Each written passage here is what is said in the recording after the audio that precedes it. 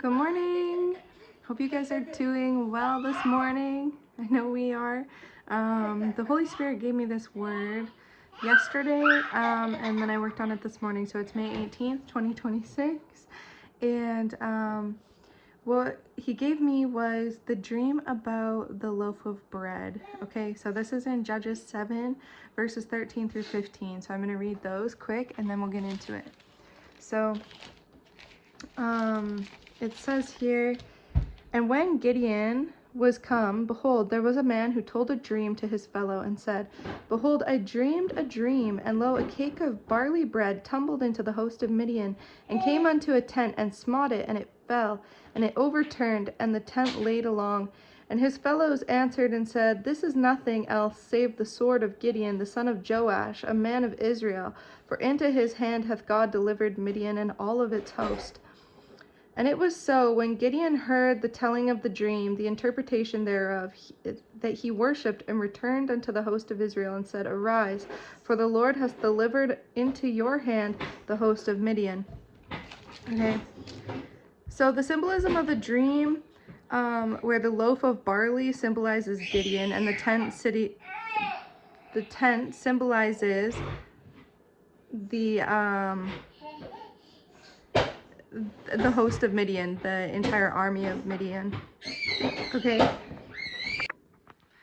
so the loaf of barley was used to symbolize Gideon because it's a poor man's loaf of bread. It was known for breaking apart because of its lack of gluten content, right?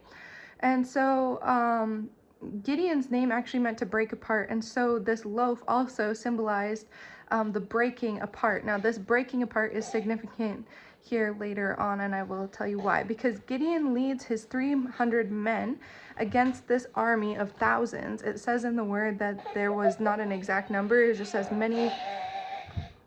They looked like as many as the sand of the sea. So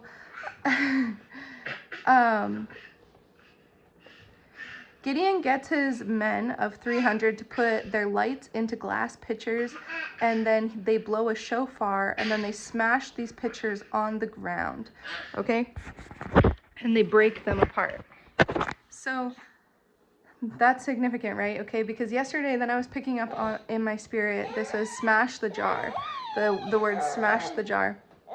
And what's cool about this is God uses broken vessels, right? So when we think about smashing our jar, we think about the alabaster jar that Mary used of expensive oil, where she dumped it all over Jesus before he went to the cross, okay?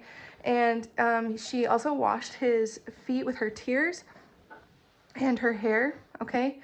And the alabaster jar ended up becoming a symbol of like pouring out your heart to God, okay?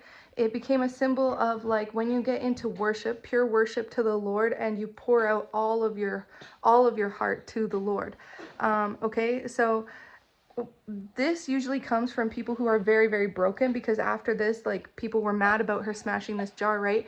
And he said, well, those who have been forgiven much, they love much, and those who haven't been, like, those who've been forgiven little, love little.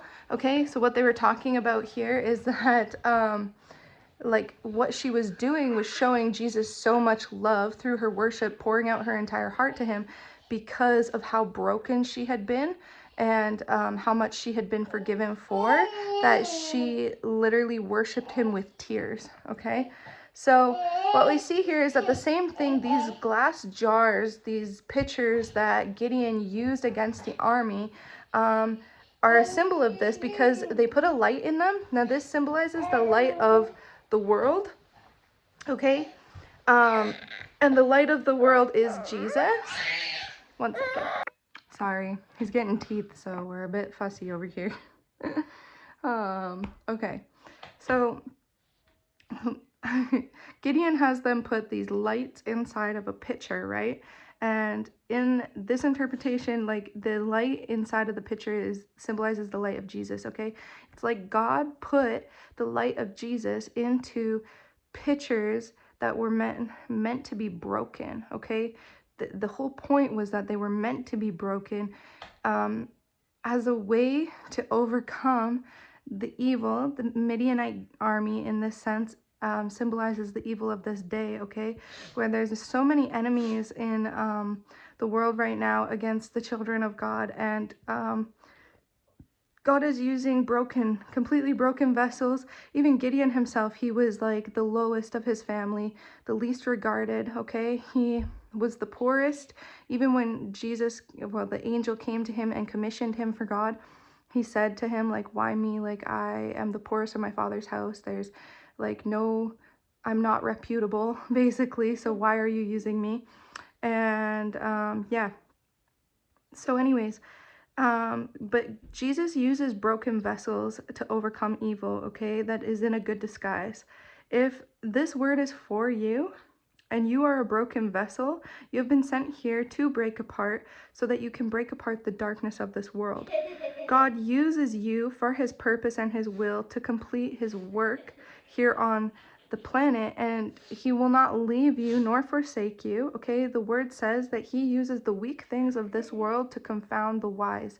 So I hope that this word blessed you. If this word was for you, then take it back to the Lord in prayer and leave a comment. And yeah, love you all. Take care.